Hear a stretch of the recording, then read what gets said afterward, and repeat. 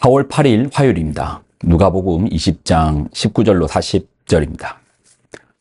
서기관들과 대제사장들이 예수의 이 비유는 자기들을 가리켜 말씀하심인 줄 알고 즉시 잡고자 하되 백성을 두려워하더라. 이에 그들이 엿보다 예수를 총독의 다스림과 권세 아래에 넘기려 하여 정탐들을 보내어 그들을 스스로 의인인 체하며 예수의 말을 책잡게 하니 그들이 물어 이르되 선생님이여 우리가 아노니 당신은 바로 말씀하시고 가르치시며 사람을 외모로 취하지 아니하시고 오직 진리로서 하나님의 도를 가르치시나이다.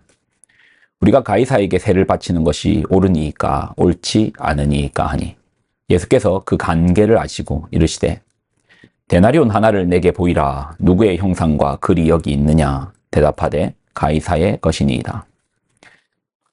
이르시되 그런즉 가이사의 것은 가이사에게 하나님의 것은 하나님께 바치라 하시니 그들이 백성 앞에서 그의 말을 능히 책잡지 못하고 그의 대답을 놀랍게 여겨 침묵하니라. 부활이 없다고 주장하는 사두개인 중 어떤 이들이 와서 물어 이르되 선생님이여 모세가 우리에게 써주기를 만일 어떤 사람의 형이 아내를 두고 자식이 없이 죽으면 그 동생이 그 아내를 취하여 형을 위하여 상속자를 세울지니라 하였나이다. 그런데 7형제가 있었는데 마지가 아내를 취하였다가 자식이 없이 죽고 그 둘째와 셋째가 그를 취하고 7이 다 그와 같이 자식이 없이 죽고 그 후에 여자도 죽었나이다. 7이 다 그를 아내로 취하였으니 부활 때에 그 중에 누구의 아내가 되리까? 예수께서 이르시되 이 세상의 자녀들은 장가도 가고 시집도 가되 저 세상과 및 죽은 자 가운데서 부활함을 얻기에 합당히 여김을 받은 자들은 장가가고 시집가는 일이 없으며 그들은 다시 죽을 수도 없나니 이는 천사와 동등이요 부활의 자녀로서 하나님의 자녀임이라. 죽은 자가 살아난다는 것은 모세도 가시나무 떨기에 관한 글에서 주를 아브라함의 하나님이요 이삭의 하나님이요 야곱의 하나님이시라 칭하였나니 하나님은 죽은 자의 하나님이 아니요 살아있는 자의 하나님이시라.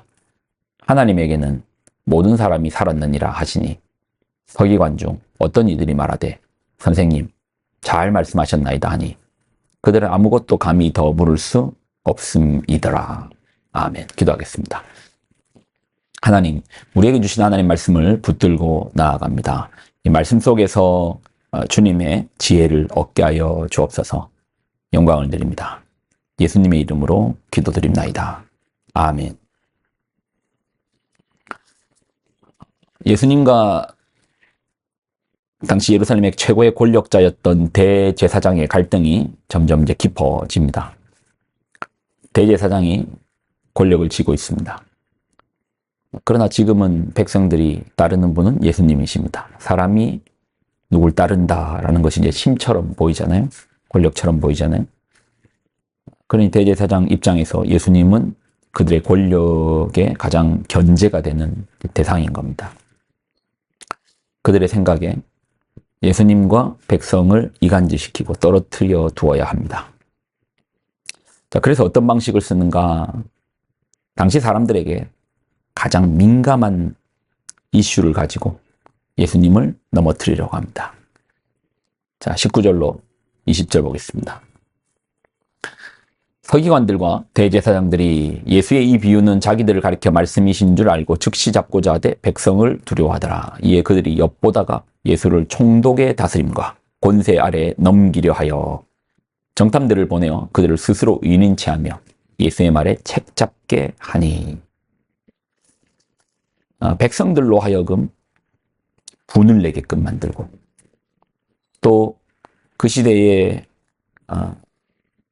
대제사장보다도 더 큰 권력을 쥐고 있는 총독, 로마의 다스림 속에서 대항하는, 반대되는, 그래서 촘촘한 그물망을 짠 거예요. 백성에게도 멀어지게 하거나 아니면 그렇지 않고서는 로마의 눈밖에 나게 하거나 어떻게 하든지 곤란한 그런 민감한 문제. 무엇이 가장 민감한 문제입니까? 사람들이 어디에 그렇게 신경을 많이 써든가요? 언제나 우리는 돈 문제 앞에 참 민감해요. 여기서 보면 세금 문제를 가지고 접근하거든요. 돈 문제. 그래요. 참 우리는 참 돈 문제에 민감해요. 우리가 다 거기에 욕망을 강하게 하니 그게 민감하죠. 만약에 이제 돌멩이에 민감하면 그게 이제 돌멩이가 되겠죠. 저마다 우리가 민감해하는 문제 앞에서는 참 예민해집니다. 자, 21절로 22절을 보면 그들이 물어 이르되 선생님이여 우리가 안 오니 당신은 바로 말씀하시고 가르치시며 사람을 외모로 취하지 아니하시고 오직 진리로서 하나님의 도를 가르치시나이다. 우리가 가이사에게 세를 바치는 것이 옳으니까 옳지 않으니까 하니. 대제사장이 이미 예수님의 질문 앞에서 자신들의 권위가 폭로당했잖아요. 요한의 세례가 하늘에서부터 왔냐 사람에게서 왔냐. 그 질문 앞에서 창피를 당했잖아요. 그러니 똑같이 응대하네요. 그들의 방법은 가장 민감한 세금의 문제. 가이사에게 세금을 바치는 게 옳으냐 옳지 않느냐. 예수님 당시 조세제도는 아주 독특한 구조를 가지고 있었습니다. 로마가 피정복지인 이스라엘에게 세금을 징수할 때 세금 징수자를 세우는 거예요. 세리를 세우는 겁니다. 그리고 그들에게 선치금을 받습니다. 그리고 세리들은 그 지역에서 세금을 거둘 수 있는 권리를 이제 얻는 것인데 그들이 낸 것보다도 언제나 더 많은 양을 요구하고 더 많은 것들을 빼앗아가죠. 그러니 이 세금 제도 자체가 이제 불만이 있죠. 거기에다가 이 당시에 유대 사회는 상당히 정치적으로 구조가 복잡했습니다. 세금을 로마에 내는 것만 해도 숨이 여기까지 차는데 당시 또 통치는 헤롯이 다스렸단 말이에요. 그럼 헤롯은 세금 안 걷었을까요? 헤롯도 세금을 빼앗아 갑니다. 거기에 대제사장은 또 가만히 있었을까요? 그들도 종교세를 백성들에게 뜯어갔습니다. 여기 뺏기고 저기 뺏기고 백성들은 고달팠겠죠. 수탈 당합니다. 힘이 없으니까 빼앗기는 거예요. 뭔가를 빼앗긴다는 건 언제나 마음이 비참해지죠. 그러니 세금이라는 단어 앞에 가장 연약한 부분들을 건들고 그 비참한 것들, 창피한 것들, 어려운 것들을 찌르니 민감하죠. 그럴 때 질문합니다. 황제에게 세금 내야 됩니까? 말아야 됩니까? 만약 예수님께서 내지 말라라고 하면 백성들에게는 엄청난 환호를 듣겠죠. 그러나 로마의 군인들에게는 표적도 이런 표적이 없습니다. 그리고 내라고 하면 어떨까요? 세금 내라. 그럼 또 백성들에게 원망을 받겠죠. 참 기가 막힌 질문을 낸 겁니다. 이쪽에도 어렵게 만들고 저쪽에도 어렵게 만들고. 그러니까 어떤 대답 앞에서도 곤란하게 되어 있습니다. 이럴 때 예수님의 답변입니다. 24절, 25절. 데나리온 하나를 내게 보이라. 누구의 형상과 글이 여기 있느냐? 대답하되 가이사의 것이니이다. 이르시되 그런즉 가이사의 것은 가이사에게, 하나님의 것은 하나님께 바치라. 가이사의 것은 가이사에게, 하나님의 것은 하나님에게. 가끔 우리가 이제 함정에 빠질 때가 있어요. 우리가 이제 곤란한 상황에 빠질 때가 있습니다. 그럴 때 보면 그들이 정한 틀이 있어요.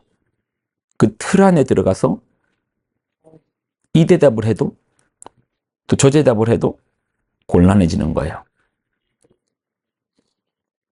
그러니까 이렇게 말해도 안 되고 저렇게 말해도 안 되고 우리 그런 상황 있잖아요. 지금의 상황처럼. 그럴 때 어떻게 해야 되는가? 왜 우리가 굳이 그 틀 안에 갇힙니까? 지금 예수님은 그 세금이라는 그 민감함성 앞에 갇히지 않았습니다. 그들이 대제사장이 교묘하게 짠 틀 앞에서 대답하지 않습니다. 만약에 그 틀에 갇혀서 대답을 하면 어떤 대답을 해도 곤란해지긴 마찬가지거든요. 예수님은 그 틀 밖을 넘어섭니다. 가이사의 것, 가이사 가져가라. 하나님의 것, 하나님께로 바쳐라. 여러분의 상황들은 어떻습니까? 남이 공교하게 짜버린 그 틀 안에서 아등바등 우리끼리 고민합니까? 어떨 때는 조금 더 위에서 그 정한 프레임 밖에서 볼 필요가 있습니다. 그러면 그 안에서, 그 틀 안에서 벗어나면 진정한 답을 얻을 수 있을 것입니다. 기도하겠습니다. 하나님, 우리가 말씀에서 지혜를 얻습니다. 이 세상이 정해주는 방식 앞에서만 우리가 반응하지 않게 하여 주옵소서. 그 틀을 깨어버릴 수 있는 이 자유를 허락하여 주옵소서. 그런 지혜를 주옵소서. 영광을 드립니다. 감사드립니다. 예수님의 이름으로 기도드립나이다. 아멘.